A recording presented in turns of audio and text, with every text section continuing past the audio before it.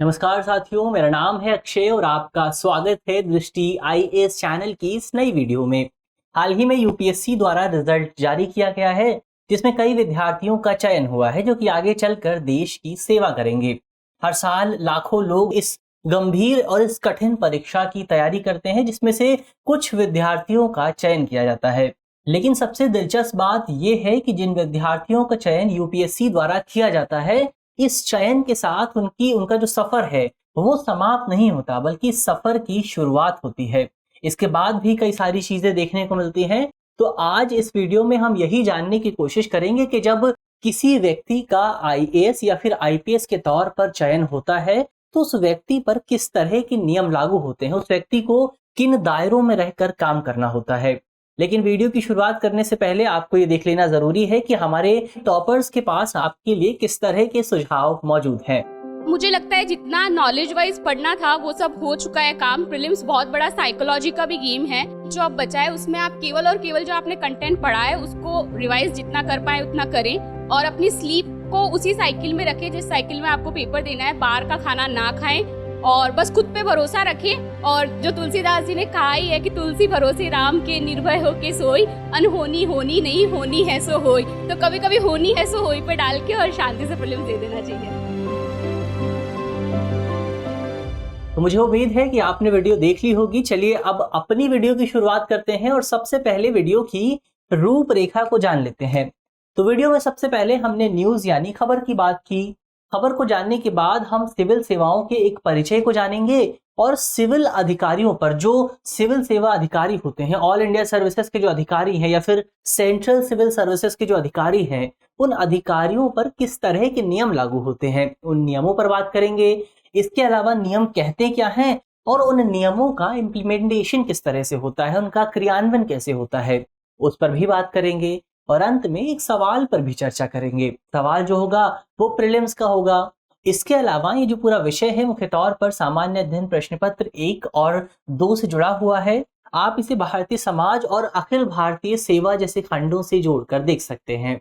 चलिए वीडियो की शुरुआत करते हैं और सबसे पहले सिविल सेवा अधिकारियों के बारे में एक परिचय जानने की कोशिश करते हैं।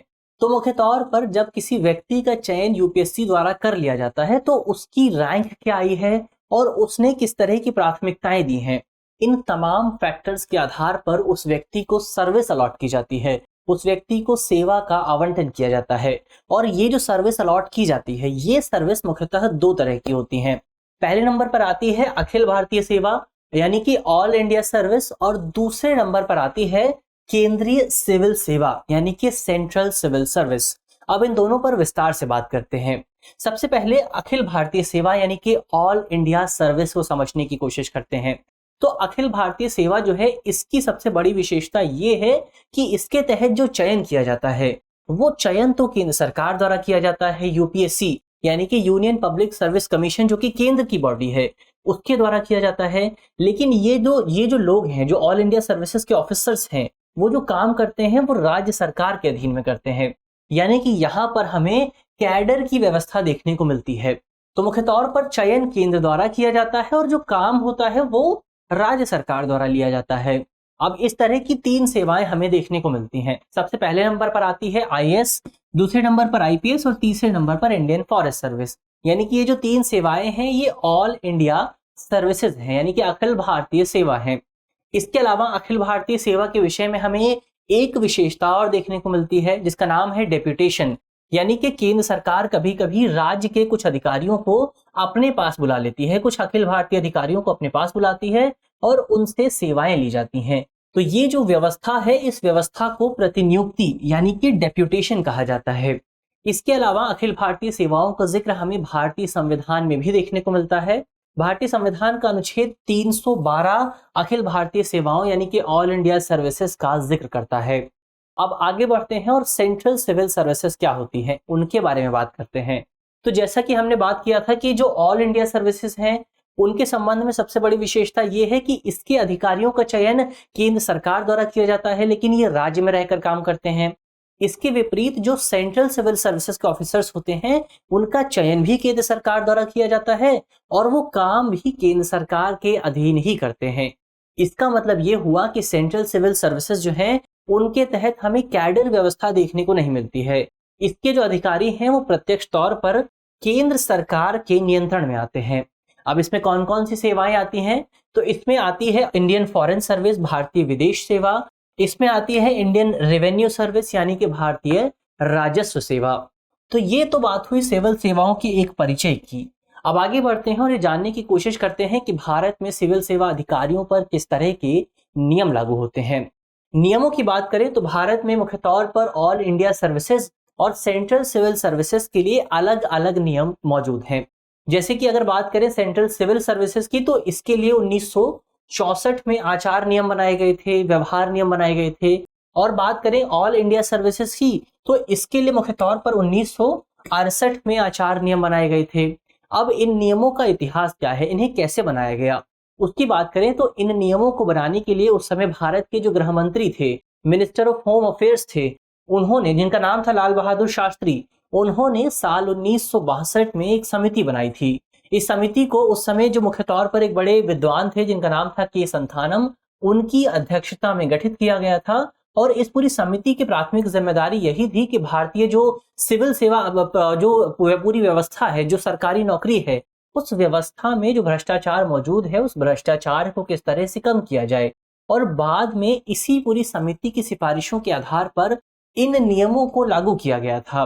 अब ये जो दोनों नियम हैं, 1964 वाला नियम और 1968 वाला नियम, इन दोनों नियमों में हमें बहुत सारी समानताएं देखने को मिलती हैं। दोनों जो नियम हैं वो लगभग एक समान ही है।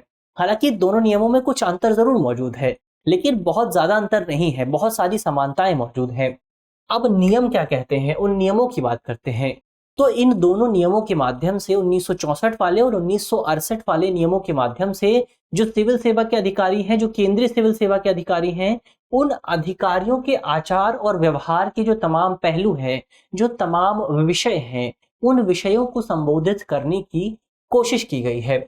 मसलन जो सेंट्रल सिविल सर्विसेज का जो नियम 3(1) है, वो ये कहता है कि जो अधिकारी हैं केंद्र सरकार के अधीन काम करने वाले, वो अधिकारी कोई भी ऐसा काम नहीं करेंगे जो अपने आप में अशोभनीय हो। अब यहाँ पर आप इस नियम को पढ़ेंगे तो ये नियम अपने आप में बहुत ज्यादा अस्पष्ट है, बहुत ज्यादा अनक्लियर है कि अशोभनीय का क्या मतलब है। और इस नियम को कई जानकार बताते हैं कि पर्पसली बहुत ज्यादा अनक्लियर रखा गया है, उद्देश्य पूर्वक तरीके से बहुत ज्यादा अनक्लियर रखा गया है। क्योंकि जो ये नियम है सेंट्रल सिविल सर्विसेज वाला, इसमें बहुत सारे पहलुओं को संबोधित नहीं किया गया था। तो ऐसे में ये किया गया कि एक नियम को बहुत ज्यादा अस्पष्ट रखा गया, बहुत ज्यादा वेग रखा गया। यानी कि सरकार यदि चाहे तो इस नियम का सहारा लेकर किसी भी अधिकारी पर कार्यवाही कर सकती है। अब इसके लिए हमारे पास एक उदाहरण भी मौजूद है। उदाहरण ये है कि अगर आप इस नियम को देखेंगे, सेंट्रल सिविल सर्विसेज नियम को, तो इसमें जातिवाद को लेकर, कास्टिज्म को लेकर कोई नियम नहीं बनाया गया है। यानी कि यहाँ पर कास्टिज्म को रोकने का कोई प्रयास नहीं किया गया। लेकिन यदि जो सेंट्रल सिविल सर्विस का कोई अधिकारी है और वो अपने क्षेत्र में जातिवाद को बढ़ावा देता है, तो ऐसे में केंद्र सरकार उस व्यक्ति पर इस नियम का सहारा लेते हुए कार्यवाही कर सकती है, क्योंकि यहाँ पर जातिवाद को बढ़ावा देना एक अशोभनीय एक्टिविटी हो जाएगी। लेकिन अगर आप ऑल इंडिया सर्विसेज नियम को देखेंगे तो वहां पर जातिवाद को संबोधित किया गया है। ऑल इंडिया सर्विसेज नियम का नियम 4(1) ये कहता है कि कोई भी अधिकारी, सिविल सेवा का कोई भी अधिकारी प्रत्यक्ष या अप्रत्यक्ष तौर पर जातिवाद को बढ़ावा नहीं देगा। इसके अलावा आगे बढ़ते हैं, नियम 5(1) की बात करते हैं, जो कि ऑल इंडिया सर्विसेज रूल्स का है।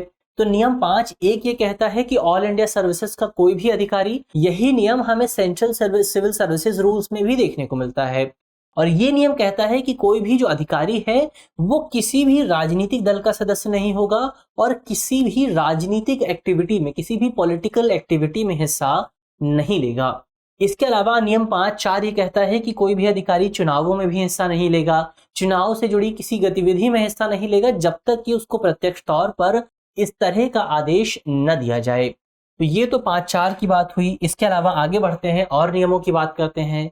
तो नियम 7 ये कहता है कि जो तमाम अधिकारी हैं ऑल इंडिया सिविल सर्विसेज के, वो राजनीतिक तौर पर अपनी व्यक्तिगत राय पेश नहीं कर सकते हैं, किसी राजनीतिक मसले पर अपना जो पर्सनल ओपिनियन है वो पेश नहीं कर सकते हैं।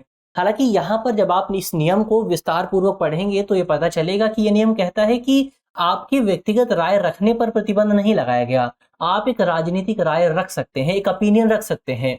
प्रतिबंध केवल इस बात पर है कि आप किसी पब्लिक फोरम पर उस व्यक्तिगत राय को पेश नहीं कर सकते, क्योंकि आप सरकार के अधीन काम कर रहे हैं।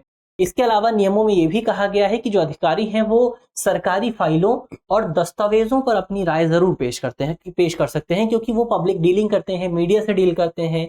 तो ऐसे में उनके लिए जरूरी है कि वो पब्लिक जो पब्लिक अफेयर्स है, जो सरकारी फाइलें हैं, उन पर अपनी राय व्यक्त करें। हालांकि नियम ये भी कहते हैं, एक एक्सेप्शन ये भी है कि वो जो राय है वो केवल कार्य से जुड़ी होनी चाहिए। आप अपने काम से अलग किसी विषय पर राय नहीं दे सकते हैं। आप केवल उसी विषय पर राय दे सकते हैं जो कि आपके काम से जुड़ा हुआ है। इसके अलावा नियम 11(1)(a) ये कहते हैं कि मुख्य तौर पर कोई भी जो अधिकारी है वो प्रत्यक्ष या फिर अप्रत्यक्ष तौर पर दहेज की मांग नहीं कर सकता है और दहेज दे भी नहीं सकता है, क्योंकि ये जो दहेज की समस्या है ये हमें खासतौर पर जो सरकारी अधिकारी होते हैं उनके बीच में देखने को मिलती है। जब किसी व्यक्ति का चयन सरकारी अधिकारी के तौर पर हो जाता है, ऑल इंडिया सर्विसेज में हो जाता है, सेंट्रल सिविल सर्विसेज में हो जाता है, तो वो व्यक्ति प्रत्यक्ष तौर पर लोगों से दहेज मांगता है। ऐसी कई समस्याएं देखने को मिलती हैं। तो इन्हीं समस्याओं को रोकने के लिए सरकार द्वारा इस तरह का नियम लाया गया है। लेकिन इस नियम के बावजूद भी हमें भारत में दहेज की समस्या देखने को मिल रही है। सरकारी अधिकारियों के बीच दहेज की समस्या देखने को मिलती है।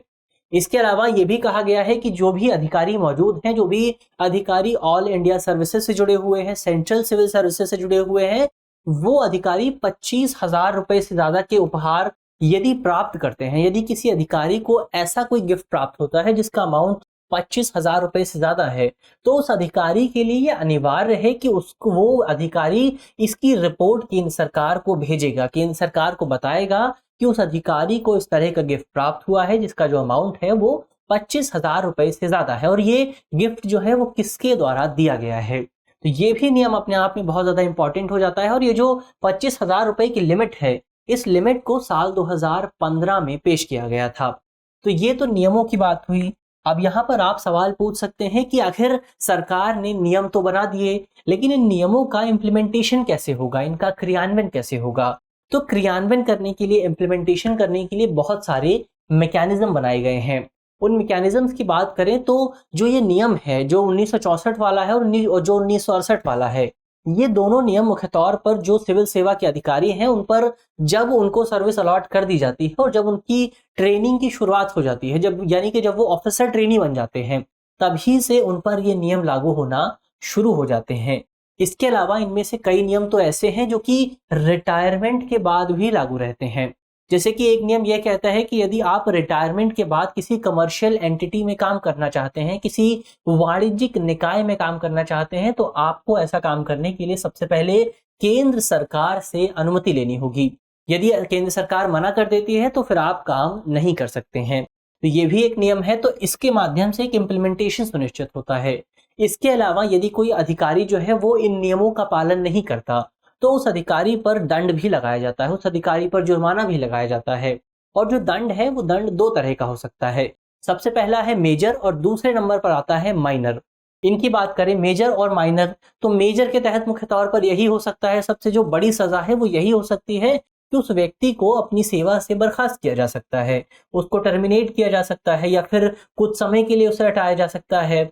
माइनर की बात करें तो माइनर में उसके खिलाफ कुछ कार्यवाही की जा सकती है, उसका डिमोशन किया जा सकता है, उस पर कुछ जुर्माना लगाया जा सकता है। तो ये भी तमाम व्यवस्थाएं मौजूद हैं। इसके अलावा 1964 और 1968 वाले नियम के अलावा भारत में भ्रष्टाचार निवारण अधिनियम भी मौजूद है, जिसका प्राथमिक उद्देश्य यही है कि भारत में सरकारी अधिकारियों के बीच जो भ्रष्टाचार मौजूद है, जो करप्शन मौजूद है, उस करप्शन को समाप्त किया जा सके। हालांकि ये जो नियम है ये अपने आप में बहुत ज्यादा कमजोर है, क्योंकि इस नियम का जो क्रियान्वयन है वो किसी इंटेलिजेंस डेटा पर निर्भर नहीं करता, बल्कि इसका क्रियान्वयन जो है वो केवल शिकायतों पर आधारित होता है। और शिकायतों पर आधारित होने की वजह से यहाँ पर हमें कई बार गलत तरह की शिकायतें देखने को मिलती हैं। कई बार ऐसी शिकायतें आती हैं जिनमें नाम और पता ही नहीं लिखा होता शिकायत करने वाले का। तो इस तरह से, इस वजह से हमें इस नियम का बहुत ज्यादा फायदा देखने को नहीं मिला है। इसके अलावा भारत में कई जांच एजेंसियां भी मौजूद हैं, जैसे कि केंद्रीय सतर्कता आयोग है, सेंट्रल विजिलेंस कमीशन है, इसके अलावा लोकपाल है और अन्य दूसरी जांच एजेंसियां भी हैं, जैसे कि CBI है, IB है, तो ये एजेंसियां भी सरकारी अधिकारियों पर नियंत्रण रखती हैं, उनकी निगरानी करती हैं। तो ये तो इम्प्लीमेंटेशन का मैकेनिज्म हुआ। हमने इस पूरे विषय पर विस्तार से बात की। अब आगे बढ़ते हैं और अंत में एक सवाल की भी बात कर लेते हैं। सवाल जो है वो प्रीलिम्स का है और आप कमेंट बॉक्स में सवाल का जवाब दे सकते हैं। आज का हमारा सवाल है कि निम्नलिखित कथनों पर विचार कीजिए। हमारा पहला कथन है कि अखिल भारतीय सेवा यानी ऑल इंडिया सर्विसेज में भारतीय विदेश सेवा शामिल नहीं होती है। हमारा दूसरा कथन है कि अखिल भारतीय सेवा में कैडर व्यवस्था नहीं होती है। आपको बताना है कि इन दोनों में से कौन सा या कौन से कथन सही है या फिर है। हमारे ऑप्शन है ऑप्शन ए केवल एक, ऑप्शन बी केवल दो, ऑप्शन सी एक और दो दोनों, या फिर ऑप्शन डी इनमें से कोई नहीं। तो आप कमेंट बॉक्स में सवाल का जवाब दे सकते हैं। मुझे उम्मीद है कि इस वीडियो में जिन बिंदुओं पर बात की गई है वो आपको समझ में आएंगे। और यदि आप इस वीडियो की PDF चाहते हैं तो इसकी PDF आपको हमारे टेलीग्राम ग्रुप पर मिल जाएगी, और ग्रुप का जो लिंक है वो आप जानते हैं वीडियो के डिस्क्रिप्शन में होगा। तो ग्रुप से जुड़ना बिल्कुल भी ना भूलें। मिलते हैं आपसे अगली वीडियो में, तब तक के लिए धन्यवाद।